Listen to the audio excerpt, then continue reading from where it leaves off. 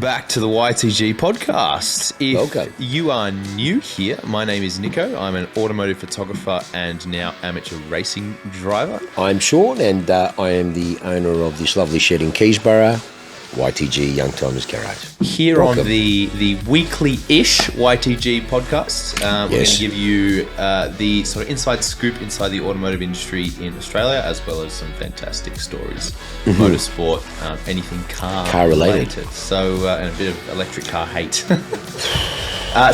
Join us on another episode, and we hope you enjoy. Welcome back to another guest special episode. This is episode 3 of season 3. Yes. Welcome back to the podcast room. We are joined this week by Andrew from Classic Motor Consultants. So I'm going to ask you one very important question, Andrew, which is going to give everyone and us a read on who you are. What is your dream car? Fuck, that was out of the gate. Yeah. You got to catch him off guard. DeLorean. Oh, did you say DeLorean? DeLorean. Yeah, I did. Wow. Yep. That's Never a saw wild that answer. coming. Never saw that There coming. you go. Look, we've Wow. just learnt a lot about Andrew. So tell us, Nice. Classic Motor Consultants, it's a new thing Please. here in Melbourne. Please, the floor is yours. Right. Yeah. So we predominantly do project management for classic vehicle restoration. And so it doesn't exist at the moment in the country. I've been a classic specialist restorer now for 20 years. And throughout that time, heard a lot of bad experiences from various people, clients, other trades, and always wondered if there was something to be able to avoid that. And so come up with Classic Motor Consultants in aim to try and stop the bad experiences. Basically a non-biased third party that people can contact and have their projects managed just like you would in the building industry. You can do this now in the classic car industry. Interesting. So the point of difference for you is project management in the classic car restoration scene. How does that physically work on a day-to-day basis? What you do? So picture me as the eyes and ears of the client. Basically, we establish with the client what they want from the start. And then from there, we work out who's going to work best with them as far as different shops and what they want to end up with. And then we just do all the quality control, all the timeline aspects of it, basically as much or as little as they want. Obviously, some clients want you to deal with absolutely everything. They don't want to know anything. And they entrust what you've established at the start of the relationship. But other times, they might want to be involved.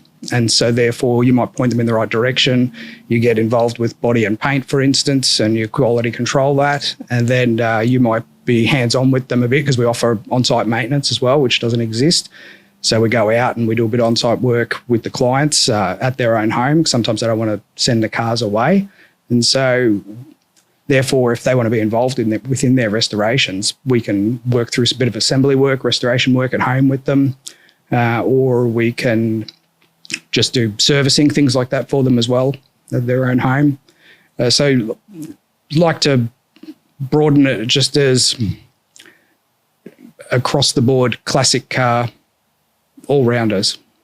Okay, it's a very bespoke service then, really, for each client, each tailored client, because obviously, like us, you'd have clients who have multiple cars, and like a lot of clients have, especially long-term clients, they've got multiple cars in restoration at multiple stages, and you've got one car here, one car there sometimes. So it's hard to manage, and I guess that's where your service comes in, and you just basically say, look, just give it to me. Where do you feel you need to be? Where do we need to be? How do we bring it forward? And then just manage it for them, that sense. Because that is, I mean, that's one thing, again, playing in this space with it.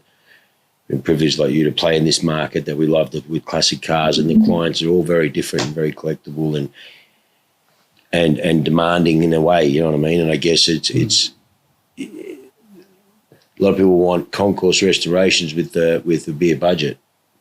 Yep, definitely. And that's a problem too. And that's what I found. And you see some of these cars that we've seen in the past that, you know, you can see when one particular workshop or body shop or someone's looked after or done the work, you can see the difference in them. And that's the hard thing now. We were saying that today. We were at a particular workshop earlier today, and family's been in the business for a very, very long time. Artisan really work. And, yeah, some of the most beautiful old cars, and these guys are just tinking on them, old 70s Rolls Royces and 60s Jags, beautiful old girls. But the ages were quite senior. So sadly, there's not a lot of young people coming through. So these places are getting harder and harder because they're backlogged for so long. Yeah. And that's the thing. So again, the demand for your services would be really, I would see it very, very. Because it's a bit of a minefield too. Yeah, so, very much so. A collector might have some cars and they're trying to get some work done, get restorations done. And then they old faithfuls, like you said, they're booked up for 12 months, 2 years. All right, what do we do now? And then they don't know. And then so they're at a whim to try and navigate the field without someone that they could perhaps consult that knows the industry, can quality control, things like that. Well, the minefields, they're paying you for a service. I mean, sometimes depending on the car, and you would know this better than anyone, and I can only go from experience, sometimes the car is a substantial car that, you're talking a minimum 8-figure car, that sometimes it's viable to send the thing overseas to get done. Because it's still the value of the car, and is just going to be. We've done that a number of times at Duttons when we couldn't just get the work done in Australia. Yeah, and that's the other thing too. Managing overseas projects, I would imagine too, which you guys would cover as if the intended needed to be. Yeah, 100%. Because a lot of it can be done via correspondence. Yes, a picture says 1,000 words, and so as long as there's constant communication, constant photos that we can go through, and of course request various photos, things like that. Basically, acting on behalf of the client, just with our experienced eyes, ears. Yeah. Having the right network is crucial. And the right network. There's also found what you were saying before, people getting top end work done. They want the best. And they get told they're going to get the best, but they don't. Yeah. You know? And they think they have. Yeah. And they've paid top dollar and they've waited years and years. Restos. Fuck, some of the American restos, you'd think they're just, and they are, they're so sad to see. That's why the intro joke was, it's an American resto, is it? Yeah. Okay, so it'll need an Aussie resto. You know what I mean? Like to fix the resto, because they're just full of Bondo and they just look amazing. Yeah. Now, please don't throw rocks, not all like that. But it was quite fun. It was sort of the in joke. I mean, I'm sure things have changed, but it is getting harder and harder to find the right people, isn't it? Yeah. But it's so who do you trust, That's where you guys come into it. Yeah. But there's reputable places out there that have built cars in the past that have claimed to be Pebble Beach, flawless, absolutely. Yep, we can deliver that for you, And then they get the car, they might take it to some shows, doesn't score well. All right, what happened here, Next thing you know, it goes on the market. How many fresh restorations have you seen on the market? It's amazing, isn't it? And it'd be because I've had them few through here. Oh, that's. There's two sort of reasons, I'd imagine. One would be that they might have overcapitalised, have to reclaim some money back, perhaps. But definitely another reason would be that they've not been happy with it. Yeah. It's, and I mean, that they were so disappointed and they just want to get rid of it. And a lot of them are proud that they were able to achieve that. Now they've got the next project in the wings and they need to fund it. So they need to move it on, but they never get their money back. No. Never. Very rarely. Well, let me rephrase that again. Majority of people I've sadly witnessed, not really. Not unless something drastic changed. Like you're talking 8-figure car, sort of, or very high. Yeah, there's always special examples that are outside. 275s and 365 plexiglass, that sort of crazy shit. Yeah, but sadly, no. But generally speaking, what you put in, you'll get back out of it as well. Somebody that thinks, they can spend $150,000 on a restoration, like buy a car for 50, spend 150 on it, sell it for 500. It's just not the case. No. It's no. Whatever you put in, you might get out. If you make a profit. Majority of people still, though, do it for the love of seeing that creation. Yes, I have a number, and I'm sure you do too. We have clients who, are doing it for the prestige of winning, and then hopefully they've got this blue chip that they can then command, and they do. Yeah. Sometimes they do. Sometimes though you have to send it on a world scale because Australia's just too small. Yeah. But again, some of the cars we've had here currently, even we're blessed that the clients don't drive it. It's sad, because they become show queens, and they'll look at it, and it is, and you wish the next person would drive it, but they're sometimes too bloody scared too, and sometimes people have just walked away because it's too bloody good. Yeah, I've always said if something's done correctly, if it's done properly, it will always stay good. Yeah. As long as you keep it clean, you know. Obviously, stone chips is a bit of this is the biggest thing. Like they're going, oh, stone chip. I go, you know what? Just take it for a drive and get a chip. Yeah, then you'll just go, yeah. Yeah, okay. Once you got one. Hopefully it's in a spot that you don't really see, but you know it's there. So then you can just go, okay, you know what? And it can be precious still. I mean, like, you know, come on. It's one of those things, but that's the biggest thing. You know, they're just fucking half of them go around by trailers. So sad. So sad. Anyways, yeah. It's a wild world we live in. But then you go to other countries and New Zealand's grouse, man. They drive their cool shit, man. And I've seen some stuff there. I was like, wow. On that gravel road, you got blokes driving Countages and Muras, and I'm shitting myself in this 458 because I'm worried about stone chips. And these blokes are just driving like madmen. Not madmen, but like it was unbelievable. And here it's sad. So many clients drive it. No, can't drive it. Mate, I've driven some of these cars more than the bloody owners. Yep. So, fucking haven't we? Mate, we've done more cases in that XJ220 than fucking anyone in the last 20 years. Mate, and same with the probably with the Countach, you know what I mean? Yeah, probably. I mean, oh no, he did. He does drive that Countach a bit. Really? No, me more in the last probably X amount of months. But in saying that, it's sad. Yeah, and then they'll need maintenance done on the cars regularly. Brake systems are failing, and you beg them. You say, look, if you just drove the car once a month, that's what we wouldn't be going through this problem right now. We just take all of that sort of fringe stuff, the 330s, QVs, to whatever, once probably every month or once every number of weeks, and just up and down the freeway, through the gears, up and down the freeway. Put her away. All it needs. That's it. Just that preservation cures all cancers. So yeah, it's and that's the biggest thing. And I guess you would look at that, and especially when you've spent time with someone for a year, 2 years, 3 years, depending on the car and the type and all of those factors. The simple things you would tell them was drive the fucking thing with you. Yeah. Yeah, I've got a client that'll go up to the Gold Coast and do maintenance scheduling on his E-Type. Or you would have to drive them for him. Yeah, and so I'll do a bit of test driving in that while I'm there. But whenever we communicate in between those service periods, I'm just reassuring and saying, now you're driving your car, you make sure you get it out. And he says, no, I haven't got it out. Well, make sure you do, Isn't that mental that you got to remind the person who's spent X hundreds of thousands of dollars on their car to drive it? The funny thing is, though, majority of these people that have spent those X of hundreds of thousands just don't have the time. Mate, hence they have services like what Andrew have services with workshops where the workshops that we use, see all those cars sitting there, and then they've got a road test and then run and just check this, that, then put them back. It just, people are busy. It's sad, but, because they don't, they're blessed to work so hard and get all these amazing toys and have the services there, but they just don't use them, which is sad. How many cars are there sitting downstairs behind us that are sold, paid for, and never come and pick it up? Oh, yep. That's crazy. Yeah, that's the other crazy thing. Is sold, paid for, and, hey, man, how you going? Hey, good, Shunny, all good? Where are you? Madagascar. Huh? Madagascar. As in Madagascar. Yeah. You going to pick up your car? Oh, is there an issue? Do you want me to charge me storage? No, mate. But, it's... do you want it? Yeah. Okay. All right, no worries. Okay, mate, take care. Over in my garage. If you need to have a run, take it for a run, Shawnee. There's no stress. No, it's not that, mate. You never even drove it. He goes, yeah, but I trust you. I said, no, it's not the trust. I love you, mate, but it's all good. Mm-hmm. February's a year.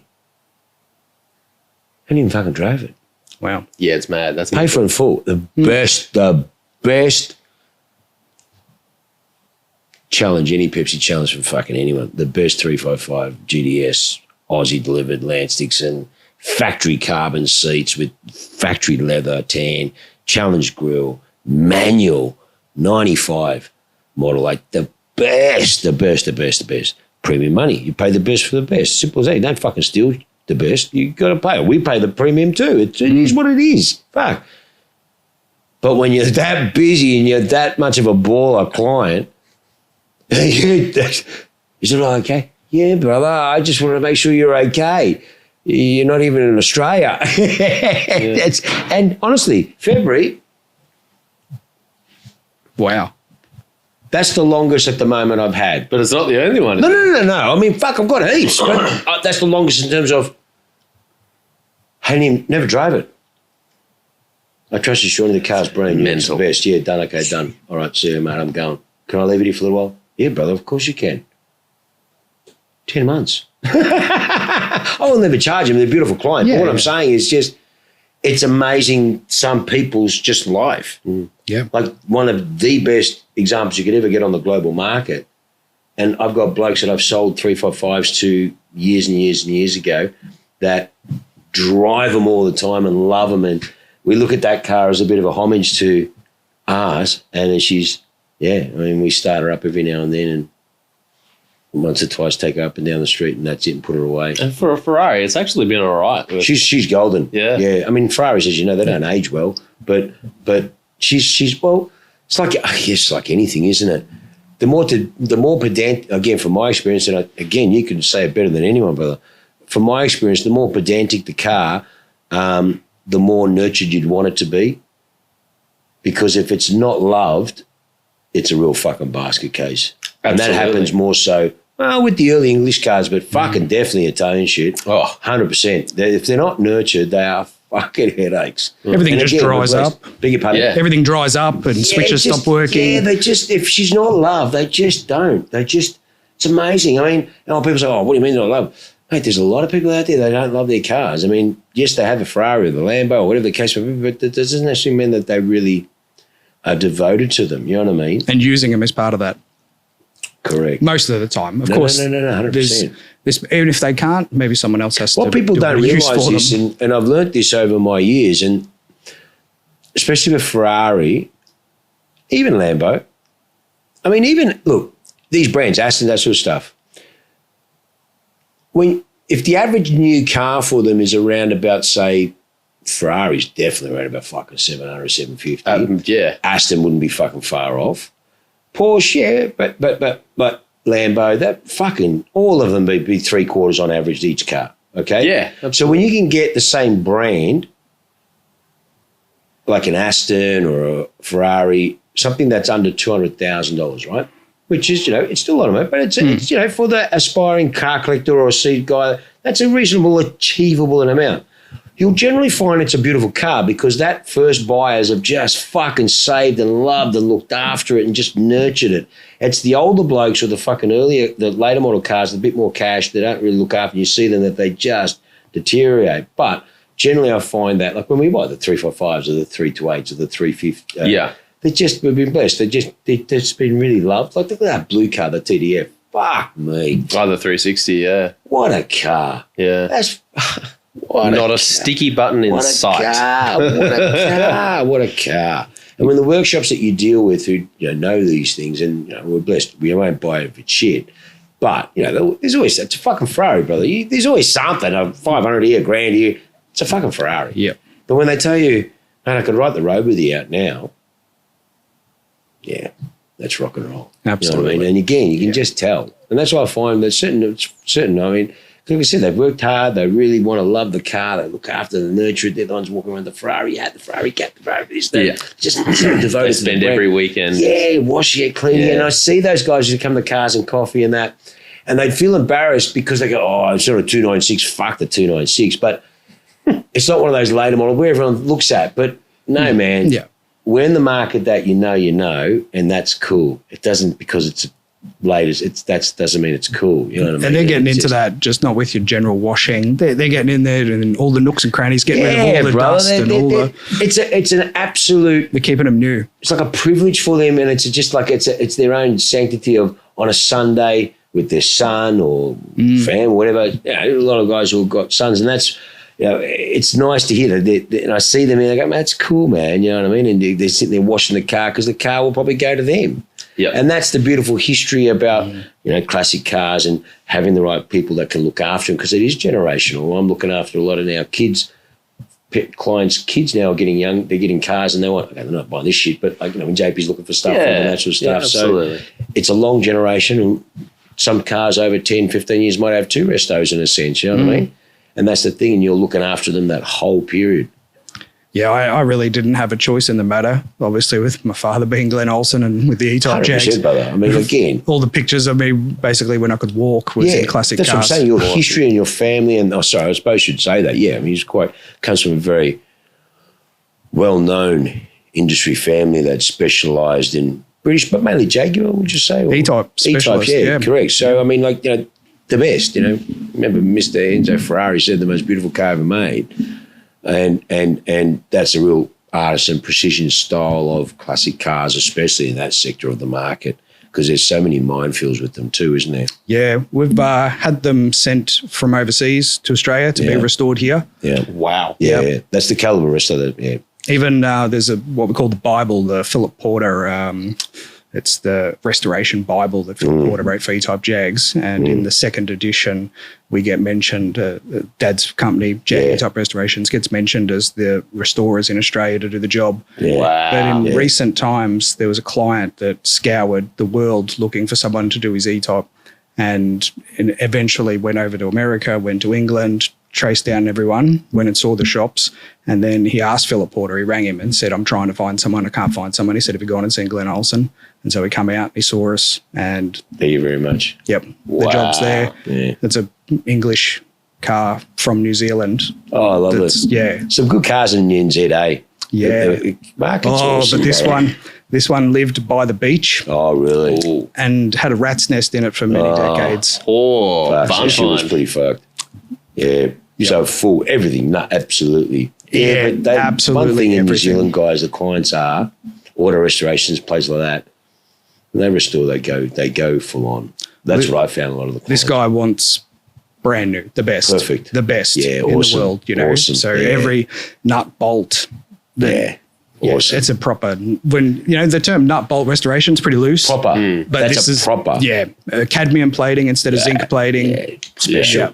That's but that must, as a workshop, and obviously that's a credit to you guys and your family and legacy and what you've done and on a global scale. Because again, the world's a small space, and if someone who has the wealth and the money and has the car and wants the best, they'll send them. I mean, today with money, fuck, most blokes fucking their watches are fucking couple $100,000. Today can probably through Eddie had it's what I know. 65, 70 grand on a plane to fucking send a car. Yeah. So when you look at the scheme of things, I don't know how many times we said at Dutton's, see the fucking invoices, Jesus Christ.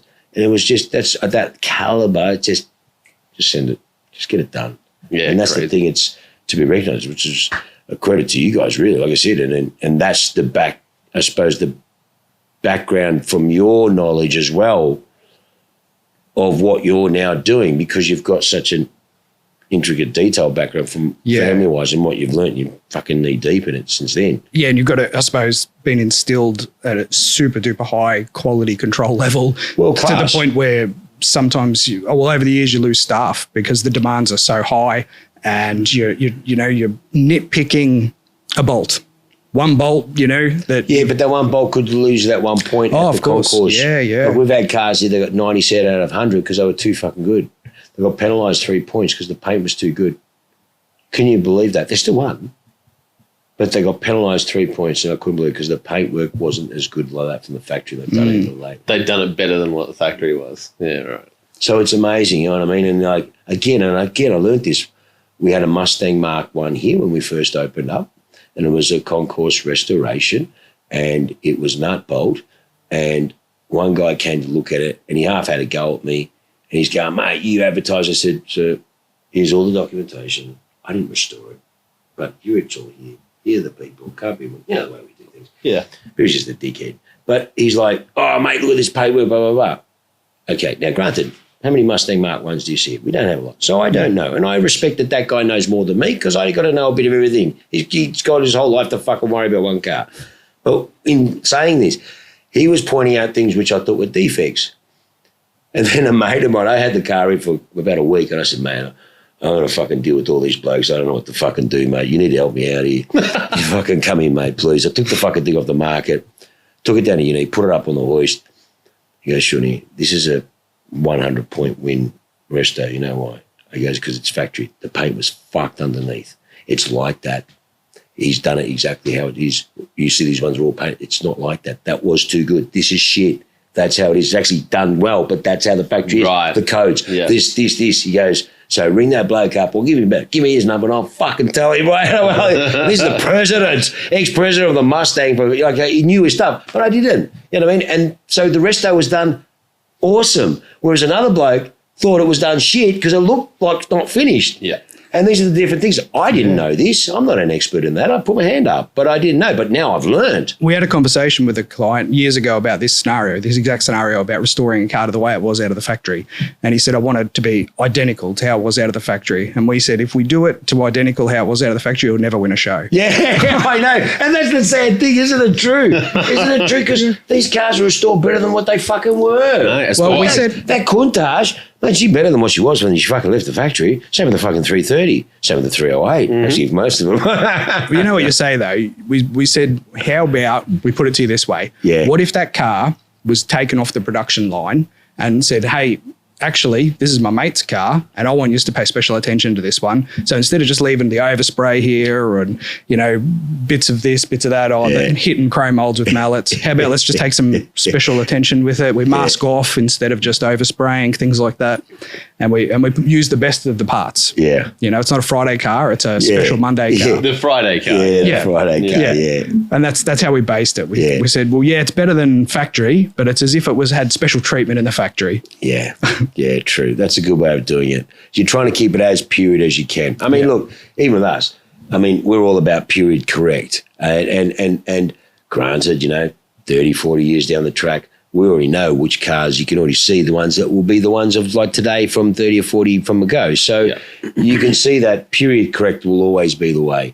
A lot of the cars, as you know, again, I mean, a lot of cars, I can only going from references is whether my days at Ferrari or Dutton's, where a lot of the cars from the 70s and 80s, even 60s, were restored, but then they were blue or white, and then they got restored to red because everyone wondered. I know of two 275 GTB4 cams, one here and one overseas, that originally were green and one was white, and now they're both Rossa Corsa with the base, like nut bolt, just proper, like restos. If they won, they wouldn't, but they're in private collision. But it would have been beautiful in the Purdy video. You know what I mean? Like that beautiful green, you know what I mean? But again, what do you do? And then sometimes is it viable to restore it back? If it's period correct, at least you're okay. And that's what I say to some people.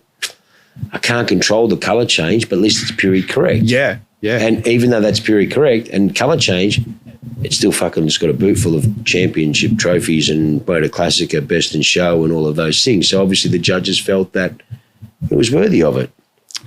We used to judge at Motor Classica. Yeah. So, you'd have some fucking stories, but Yeah. There's this one story. I won't tell what car it was. Yeah. There was a car. I was judging this car, and the owner was one of those owners that is just all over the restoration. You know, he was doing all his own research. He was getting all the guys to do all their work, but he was in the background saying, "What do you need me to do? I can research this." And he was telling me this story as I was judging the. So he was trying to project manage his own restoration. Yeah, and he was doing a great job. Yeah. He was doing a fantastic job. And so talking to him about how he went about everything, it was fantastic. You know, he tracked down some of the original guys that had worked on these cars from back in the day and got them sent out components to have done by these fellas, right? And unbelievable, had a huge folder of just all this information that he'd learnt about the car and what they'd done with it. And as I was judging this car, I'm thinking to myself, this is amazing. Wow, I can't wait to look at this car. Far out, you know. And then I got there to look at the car. Well, saw it from sort of 10 feet away and it looked good. But then as I looked at it, unfortunately, the fellow who he had picked to execute the assembly was just a bit of a butcher, for other words, you know, rounded bolts, stripped screws. You know, if you're using a reproduction loom, let's say, and it's all period correct and all the braiding's beautiful, all the fittings are perfect, but let's say a lot of the time you might need to add a little bit of wire here or a bit of wire there. This bloke had just used Nava trailer fittings, you know, the pink and the blue crimps and going around the car doing things like that. Did he know he was making a concourse car? Yeah, in that situation, I reckon that fella was obviously just ripping the bloke. Well, no, I reckon he was probably working to his best ability because he wasn't used to. I think this fella had picked him because he was a mark specialist, but he was not like he wasn't a restoration guru, right? Yeah, and therefore, okay, it was like, above his ability. Really. It was above his ability. Yeah. So he was obviously sadly, he was not humble enough to say, you know what, man. I can't do it, and the car's going to get fucked. Instead, he went about it because he knew how to do it, but his attention to detail was not on level with the owner. Yeah. And I felt so bad for that owner. I never said anything to him because you can't, you're just judging the car. No. I walked away. And you're seeing and you're like. When I walked away, and that's some of the stories that resonated with me, about creating this, because I was like, wow. In his mind, he thinks what he thinks he's got, but really, sadly, he's been with all his planning and execution and just how passionate the guy's eyes were wide when he was talking to you. There's so much passion. That's the beautiful thing about it. But then, sadly, you can see that if he's fucking been given a subpar job, all those attention to detail, minor things, and he didn't know any better. There you go, and that's the problem. Yeah. It's very shame. Very sad. It was. It really was. Yeah, it's sad that we don't have that anymore. Motor Classica. I mean, it got a bit political in the end. It was a bit of bullshit in the end, but the ethos was good.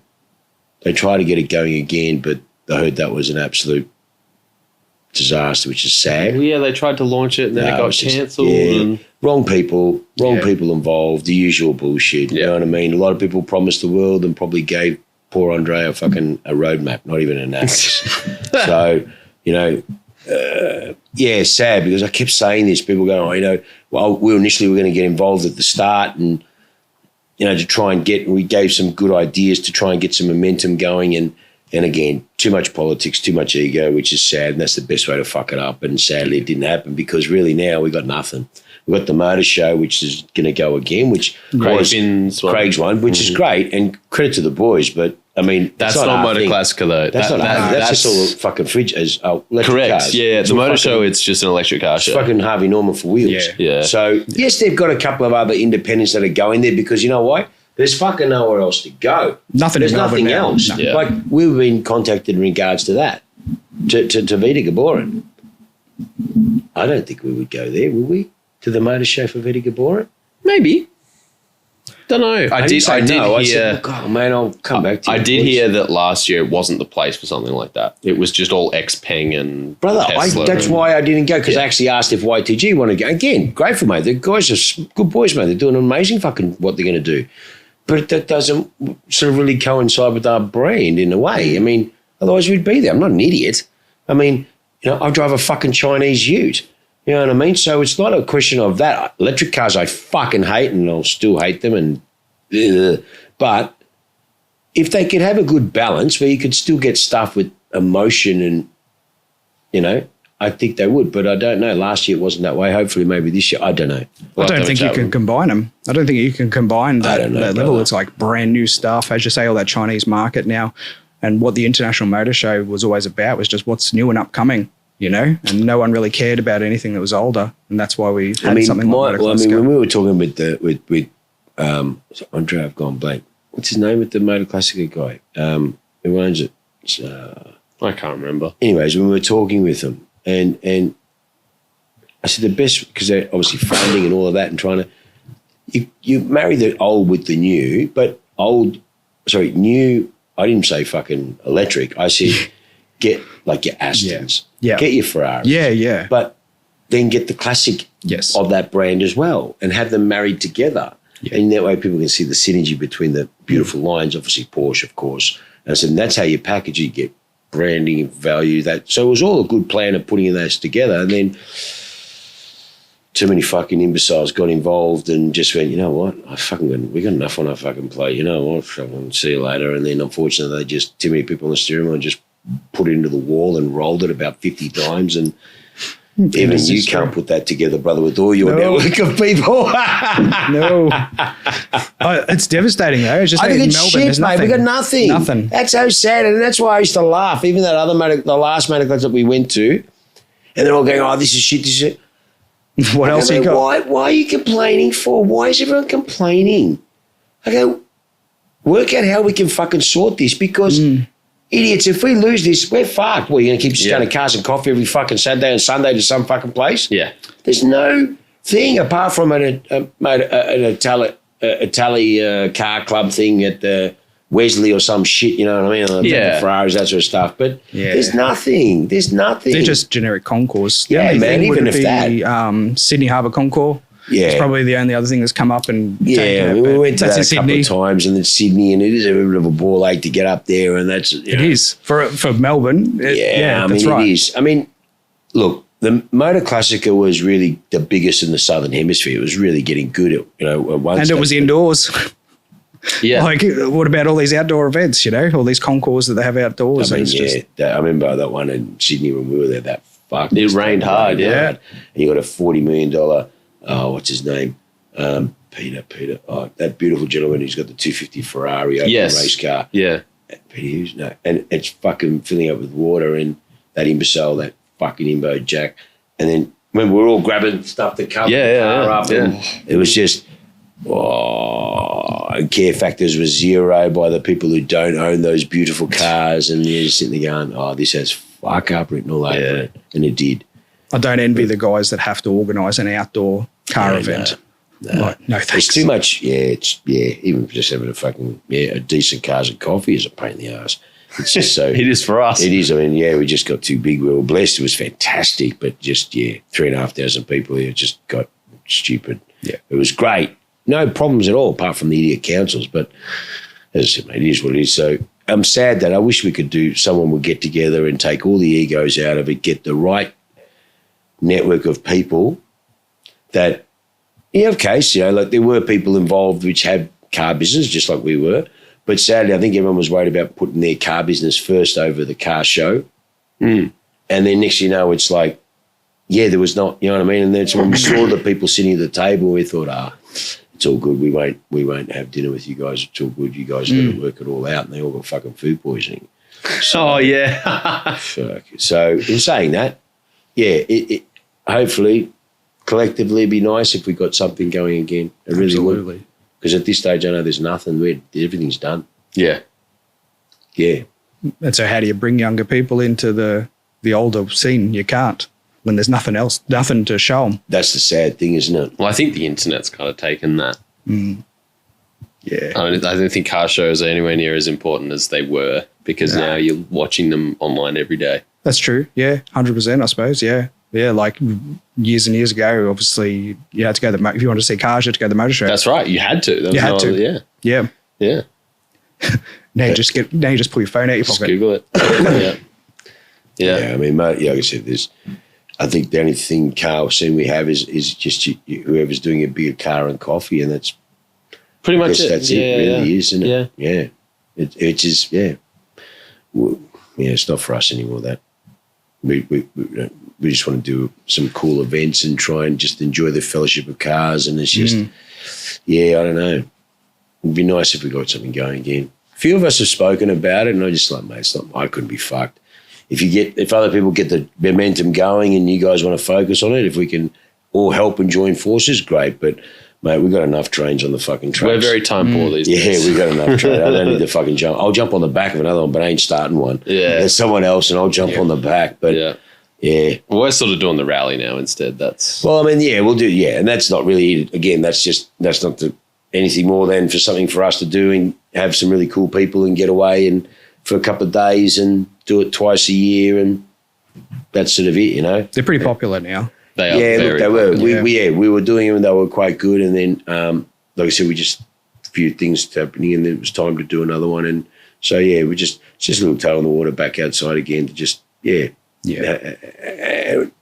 it's always about the right fellowship of people that are there too, that we've been on ones where we had fucking tools on there, and it was just it wasn't good, and you could feel the vibes not right. So because you're living in each other's pocket for a couple of days. Well, that's right. Yeah, and then you've got blokes. So you look blokes are blokes, mate. You got some blokes who've got such massive fucking insecurities. It's quite funny, and other blokes who've got such big egos. It's not funny. And then That way now we're in control totally and we can go, yeah, no, fuck you. Yeah, we've seen you on that before. No, fuck you.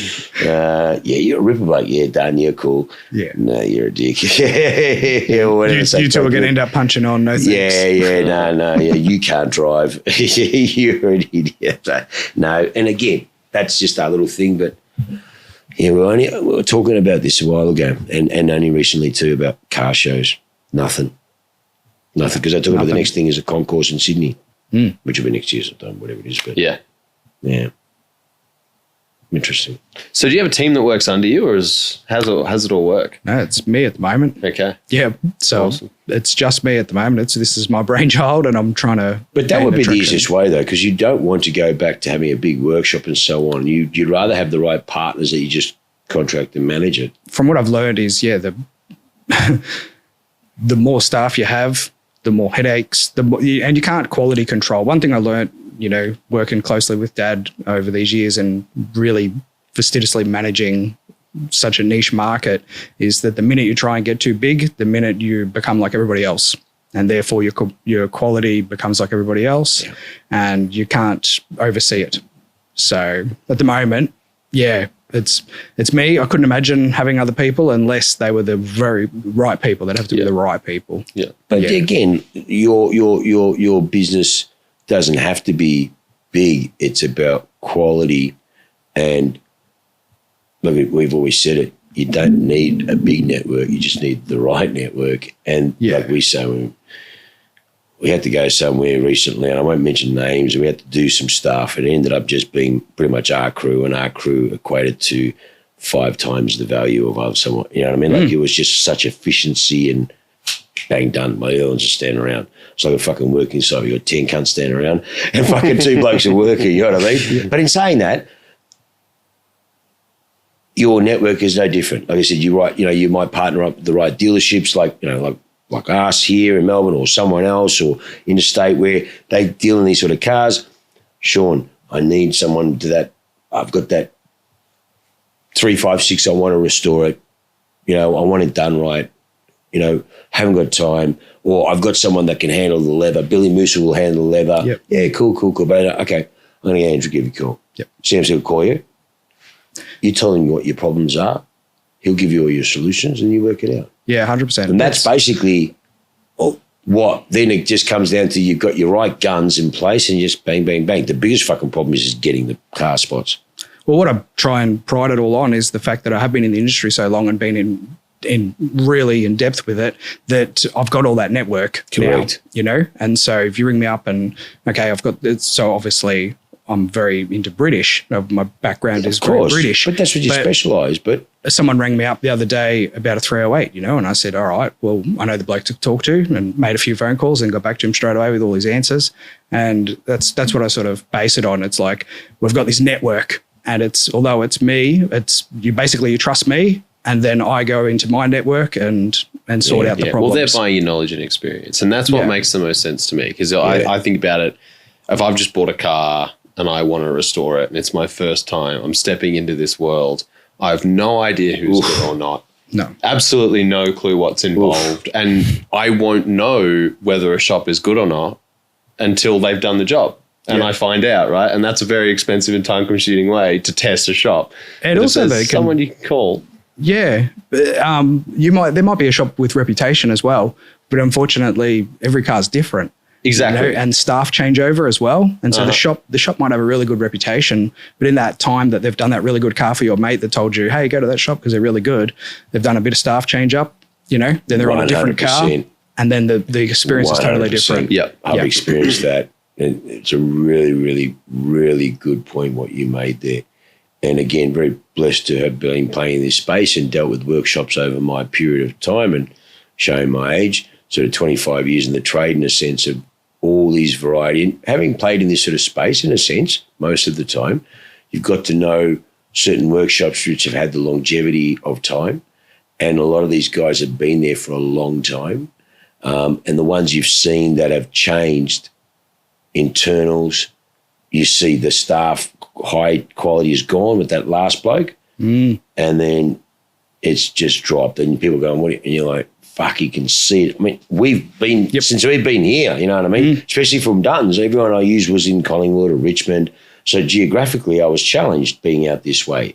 And, you know, if I want to fucking cut up a car, fucking Dan, I'll make my old place. I've fucking plenty of joints to do that. But I don't need to cut up cars. I need to fucking restore or get cars done properly or get work done. And it was hard to find find the right people out here. But I'm very blessed that I have found one or two good people. And the quality is fantastic. So that's why I use them, because you need someone who's experienced enough to understand the logistics of a lot of these cars. And when it comes to the special things like a Campbell for Ferrari or this or whatever, that I go to Paul, or need something specifically done on a Porsche, I'll send it to David, or, you know what I mean? But the workshop that we use are very au fait with pretty much most of these things. So that's a big peace of mind. But again, very careful. I'm very scared to recommend certain people that if I've never used them, I don't know. Because my reputation, the fact that they've come to me, is I hold that very dearly, that because we have the best network. I always say it. I'm very blessed. I've always said it. Our network, you part of it now, because now what you service, it really goes hand in hand with a lot of our clients, and for future stuff, it's really like what we say, the SAS of the industry. They're all the best of what they have. And the runs are all on the board. So it's not really a question. It's just, that's the person for that. That's the person for that. But it's also negotiable. It's a changing thing, isn't it? As you said earlier, might be retiring, too busy for the next few years to take something on, and then all of a sudden we've got to try and find other people. I'm actually a bit worried about a few blokes at the moment that I've dealt with for 10, 15 years, and they're the fucking best. And I am fucking worried. I'm going, fuck, what are we going to do? I mean, they've still got another year or two, but at least, hopefully, maybe 4, hopefully 5, hopefully, what you better say. But, you know, it's you seriously go, shit, what do you do? Because sadly, some of these people, the only other people I would trust are the equivalent people interstate that I know that I would send my other people to interstate. You know what I mean? And you're like, you know, it's hard. It's navigating this. And then you've got this thing too, like we're saying with the clients, how they're time poor, super time poor. And so if they can't be on top of what's going on either, a lot of shops will start, when they're so busy, jobs just get pushed aside a bit. You know, absolutely. Squeaky wheel gets the oil to a certain extent. No, obviously, you can be a serial pest. Oh, you haven't heard from him. Oh, that guy wants it urgent. He's just, that's true. And again, it's another one you hear. And that's where your services is so important, because they don't have to fucking worry about nothing. Well, I've literally based everything that I've created within CMC is based on personal experience. 100%, mate. You know, and all the pitfalls in that industry. 100%. So keeping finger on the pulse, keeping finger on the quality. And shit that people haven't even envisioned and thought of that you can already foresee. It's like some people go, you're a fucking fortune teller. I said, I wish, because I do the fucking Tats Lotto numbers. But I sit there and I go, some people go, I saw that, mate. What do you mean? Because you just get to see traits in people and certain things happen, and that, you know, it's pretty simple when you think about certain things, and I can see that happening, and that guy did fuck that up, or that was right, there you go, and all right, how do we fix it and move on, really? That's it. And that's the sad thing. It's fixing a lot of other problems. That's the big thing. And then winning the trust back. 100%. So you're finding it's more, how are you finding the age demographics, which is all I find very interesting. I talk about generational cars, and that's why I'm very specific in what I carry. There's brass cars and that, brother, you know, they're worth fucking nothing. Gone from 6-figure, 7-figure cars to fucking no prick wants it. Because they're all dead. And our generation, this generation, they're not interested. They're not interested. So as I carry generational cars, certain models in Porsches, certain models in Mercedes, certain models in any range and in certain years. Specifically I won't carry after, there might be a 5-year model run on a particular car, and I won't carry the 6 because they may change, it wasn't good. And I'm sort of very anal that way. And you sort of get to see patterns in my inventory that I carry, and people go, oh, you don't carry that, you don't carry that. No, I won't. It's not my thing. Oh, but they're good. Yeah, that's good, brother. You stick to it. I'll just stick to my lane and do that. And that's why I find that my average age is very interesting for each car. You know, we're dealing with a beautiful client today who's probably 78, 79. And then, you know, we had a beautiful client today, just, you know, first sports car with his dad looking at one of the Porsches. You know, it's grouse. Yeah. So, you're finding the ages vary, or it's still more a lot of younger guys coming through? Yeah, definitely. Wanting to get cars restored, yeah? Yeah, 100%. Grouse, which is good because they have no fucking idea what to do. No. And they need someone like you to hold their hand. And it always comes from an experience or something from when they were a child, and they want that. Yeah. What I wouldn't have found, though, I suppose, is younger people getting into vintage veteran. I don't think that's a thing, I think vintage veteran, I just say the brass cars and that, they're dying out. Sad. Probably due to the drivability, right? I was going to say, they're not, Well, I've got a client who's got, there's about 8 brass cars and they're all fucking grouse and a variety of different things. And, son, would you help me? Captain, I love you. I would not have a fucking clue. And you know how big these cars are, brother? Yeah, I know. They're massive. Yeah. And the sad thing is he knows, and the investment to maintain and upkeep, and he can't drive them. The kid's not even interested in them. Yeah. And he's sad, and I feel sad for him because I'm doing this with a lot of clients, is a lot of the kids now aren't into this stuff at all. No. They're into the fucking fridges and all that crap. So they're worried that I've had cars my whole life. I've loved cars. I've built a beautiful collection. When I go, I don't roll in my grave when the daughter-in-law or the son-in-law just fucking fire selling my stuff because they don't give a shit. Yeah. And it's so sad to hear that. And I move in collections for clients because it's sad when you hear that. But not all like that, but because there's quite a few. The kids are just not into this sort of stuff. Brass cars granted differently, and there's not many that I have, but the ones that do, they're just, what do you do with them? There's who looks after them now. I had a conversation with a client probably only a few weeks ago where he said, I'm thinking about moving the car on. And I said, why? And he said, because my kids aren't interested in it. Sad. And, pretty soon might not be able to drive it as much as I want. And so I figure I'll save them the heartache and I'll get rid of it now, right, when I know I can. And I said, no. I said, why would you do that? I said, you love the car, right? He said, yeah, I love the car. I said, then use it to the day you die. Yeah, man. Don't worry about the kids. I've said that too. The kids, they'll deal with it. And it won't matter to you anyway. You won't be here. But it goes to show you when I've said that, and brother, I love it. That's what I say to him. I would say to him, just fuck it. Like I said, get the fucking stone chip. Don't worry about the trophies. Get a stone chip on the bastard. And he's like, but I sort of look at it and I go, you know what? They love the car so much that they don't want it to see, not just treated the way it should. Yeah, it's correct. Like, it's quite interesting when I see some of these clients and I talk to them. Fuck, I've had clients, mate, I'm sure they fucking cry. Mate, you get emotional. People don't realise cars are an emotional thing and there is a connection. Non-car people don't get it, but it's one of those things that, and when you see that and you're talking to them and there's that connection and you're looking at it and you're like, yeah, man, this guy really he doesn't want it to be, you know what I mean? He'd rather sell it now and see it go somewhere. Yeah. And that's why, like, somehow I just haven't been able to talk them into it. They're the ones that will call themselves the custodians. That's why I call them all custodians. We are all custodians of these cars. We are. Absolutely. 100%. You know what they don't understand sometimes too, though, is if you've had a car and it's restored and it's, it's Mickey Mouse, you say you've won your trophies with it and now you start to use it, it can always be refurbished. 100%, brother. We had one that was, it lived by the beach, fully restored, done about 10, 15 years by the beach, used seldomly, nothing majorly wrong with it, but the salt air had utterly destroyed a lot of the chrome work, the zinc plating on it, and a lot of things needed replating, re-going over. The paintwork needed bits of touching up here and there just from the salt air. But that kind of stuff's possible. You can do it, You can refurbish that stuff and bring it back to the day it was fully restored. It's not like you want to, again, and so I said to Frank, or any client in the past who've had cars who've moved on or whatever the case may be, and I said, mate, you've achieved everything. You've won everything. Now enjoy it. You know what I mean? It's not like you have to go back and prove it again. Yeah. I mean, we've had cars here which actually it is not invited back again. Oh, for fuck's sake. Why?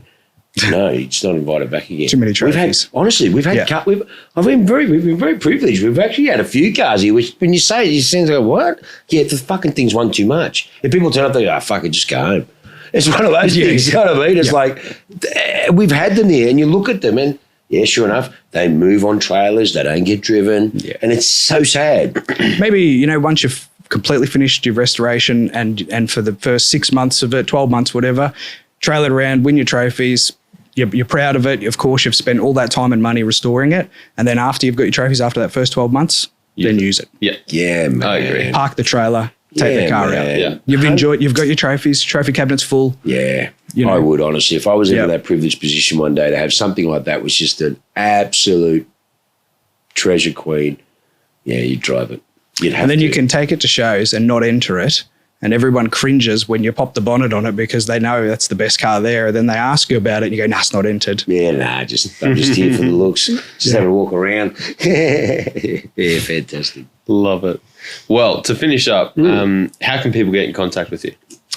So I've got a website, just started up a bit of social media, although a lot of my clients generally aren't on social media. No, Very true. That's private. the thing. Yep, Yeah, absolutely. yeah. And also, going out and doing a lot of private stuff. So, you can't really post up a lot of the stuff that I'm doing, but some of it I do.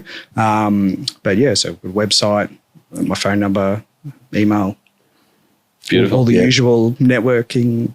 Yeah, ways. yeah. Well, we've got all our partners. Anyone knows when it comes in, even though we're not over the public, but we still get people coming through or whatever the case may be. And we've got our little table up there at the front there, which has all our partners. And Andrew, of course, with CMC's on there. So definitely, if you're interested in the area, you want to know more, and come past. And perfect services. Really, it's well done. Definitely, we can see it working with a lot of our clients. It's Thanks, mate. Everyone's too busy, mate. Yeah.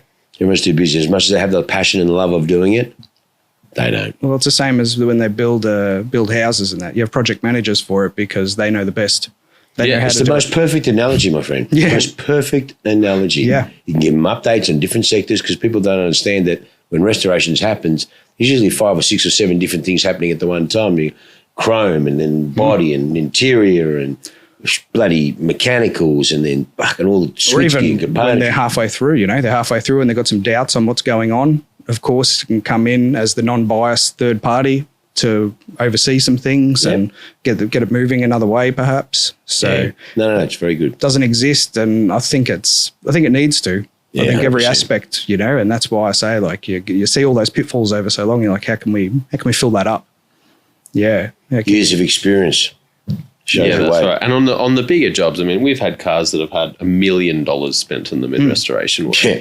And you think in the percentage wise, what your fee would be in comparison to the $1 million that they It's not spent even in a that question. restoration. Why would you not pay that little bit extra for all of that experience when you're spending that much money on a restoration? I suppose being such a new concept, it's going to take a while to spread the word and But get people to wrap again, their head it around comes it. down to your network. Obviously, the right car clubs. That's right. It's going to be word of mouth. It is. And Yeah. affiliating, mixing with the right dealer networks as well who carry this sort of style or the right workshops. And again, it's just once the referrals start coming, as you know, as your dad and the way it is, it's just Yeah, that's right. then you just off you go. And it's just managing their expectations more than anything else. Yeah. And and the jobs. Well, fuck yeah. Of Yeah, course, bloody oath. the workshops, yeah. No, brilliant, mate. Really appreciate you coming on. Awesome. And we'll definitely have you on in future. Tell us about some projects and so what you're doing. Yeah, no, ones that we can hear about. Well, absolutely. yeah, that's the other yeah. thing. It's very private. People are private. We don't advertise ourselves anything.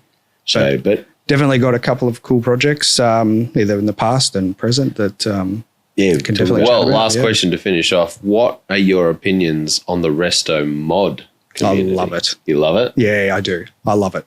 Yep. It's massive, isn't it? Well, you got, I can respect it all. That's the thing. I respect great workmanship. And so when it comes to resto mod, if it's done in such a tasteful way, and I've got stories of resto mods, that I've done, and I believe there's very poor ways of doing it. You put an LS in something like that. That's terrible, We've right? seen that. Terrible. Very poor ways of doing it. But when it gets done like as if it's factory, I love it. Yeah, because that's just a homage to the shops, and fantastic workmanship. Yeah, and they are built by artisans. Oh, absolutely. Craftsmanship is just amazing. It really is. I mean, again, that's one of the reasons why we've embarked on this journey now. The growth of resto mod or reincarnations or reimagined, not just 911s, Ferraris, Astons, Mate, there's Jaguars. some awesome cars. I can't believe the amount of from minis to fucking just so much, and not one of them. The cheap doesn't even enter in a single. No. Like you're talking fucking I think it was £300,000 for a fucking mini. Yeah. So it's double-digit growth and inquiry globally. So it's quite amazing how strong it is. So that goes to show you that people want that old school look, but they want a bit of modernness to it. Absolutely. And there's a beautiful fine line, I think, if you can find the balance. I guess you of all people with D-types an Eagle. Yeah. I mean, like what an amazing car. Yeah, exactly. I mean, Jeremy Clarkson, some of his reviews, I mean, just amazing. And we've been asked to do similar things over the years and done it all as well on a smaller scale, of course. Yeah. But I reckon there is just as much call sometimes for world-class resto mod as there is for world-class originality. 100%. Absolutely. You know? Yeah, and they're willing to spend 100%. on the right car. 100%. And they'll spend huge bucks on originality. Yeah. And I love that. Yeah. Believe me, I can spend days in books just researching, so that things are absolutely 100% the way they were. New old stock, all etc. Yeah. And on the other hand, also love the resto mod side of it. So, and I think they go hand in hand because at the end of the day, like I say, the artisan's doing the job. You're creating the best. Whatever you're putting yourself on, you're creating the best, and you're proud of it. And therefore, it just shows in the resto, like the top end resto mods. Correct. Yeah. Yeah. No, it is. It's an interesting journey we're seeing. Well, thank you very much, mate. Awesome. Pleasure to have you. Pleasure to have you on, bro. That's been really good. Awesome. See you in a week. Thank you again.